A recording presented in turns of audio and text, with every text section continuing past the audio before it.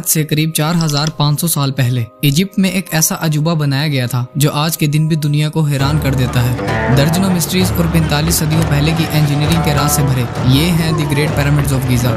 Egypt में total 118 pyramids मौजूद हैं जो पिछले हजारों सालों से कई खतरनाक तूफानों और दर्जनों अर्थक्वेक्स को भी टक्कर देकर बिल्कुल सही सलामत खड़े हैं। 14th सेंचुरी में 8 अगस्त 1303 को आने वाला अर्थक्वेक वो वाहिद अर्थक्वेक था जिसने द ग्रेट पिरामिड की सिर्फ आउटर लेयर पर मौजूद पत्थरों को मामूली नुकसान पहुंचाया था। ये अर्थक्वेक 6.5 मैग्नीट्यूड का था जो बड़ी से बड़ी बिल्डिंग्स को भी तबाह करने की सलाहियत रखता है। लेकिन मजाल है कि इस अर्थक्वेक से पिरामिड्स पर सिर्फ मामूली नुकसान के अलावा कोई आंच भी आई हो। वैसे तो इजिप्ट में 118 पिरामिड्स मौजूद हैं, लेकिन इनमें से सबसे ऊंचा pyramid the great pyramid of Giza कहलाता है जो 13 एकड़ के एरिया पर फैला हुआ है, जिसमें 4-5 नहीं बल्कि पूरे 20 ओलंपिक स्विमिंग पूल्स या फिर 9 फुटबॉल फील्ड्स पूरी आ सकती हैं। 147 मीटर की हाइट पर बना इंसानों का बनाया गया ये सबसे ऊंचा पिरामिड है जो पूरे 3800 सालों तक जमीन पर इंसानों की बनाई। एक एस्टीमेट के मुताबिक the great pyramid of Giza को 2560 बीसी में बनाया गया था। ये वो दौर था जब यहाँ किंग फेरो खुफू का राज था। फेरोज एंशिएंट इजिप्ट में राज करने वाले किंग्स को कहा जाता है।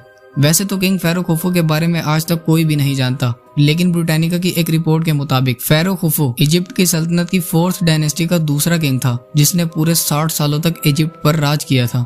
दरअसल पिरामिड्स को एक मकबरे के तौर पर बनाया गया था, यानी ये एक टॉम है। एंशिएंट इजिप्शियंस में जब भी किसी की मौत वाक़ई होती थी तो उनकी बॉडी को खास किस्म के केमिकल्स के जरिए प्रिजर्व कर मम्मी के तौर पर दफनाया जाता था और उनके मेयार के मुताबिक उनके साथ सोना और जवाहिरात को भी दफन किया जाता था। एंशिएंट इजिप्शियंस आफ्टर लाइफ पर बहुत बिलीव रखते थे। इनका यह मानना था कि मरने के बाद जिंदगी खत्म नहीं होती, बल्कि मरने के बाद हमारी रूहें एक दूसरी दुनिया या फिर अंडरवर्ल्ड में चली जाती हैं, जहाँ गॉड हमारी रूहों को जज करते हैं। इसीलिए अपनी आफ्टर लाइफ को प्रिपेयर करने के लिए यहाँ के राजा अपनी जिंदगी के दौरान ही अपने लिए टॉम बनवाते थे और अपने लिए बहुत सा खजाना, बहुत से जवाहिरात, फर्नीचर और कपड़े पिरामिड के अंदर रखते थे, इस सोच के साथ कि ये हमारी आफ्टर लाइफ में काम आएंगे। और फिर इनके मरने के बाद इनकी बॉडी को मम्मीफाई कर कॉफिन्स में बंद कर दफना दिया जाता था। लेकिन यहाँ हैरान कर देने वाली बात यह है कि आज तक इन पिरामिड्स के अंदर से किसी भी फेरो की मम्मी नहीं मिली और ना ही किसी भी मम्मी का यहाँ होने का कोई एविडेंस मिला है।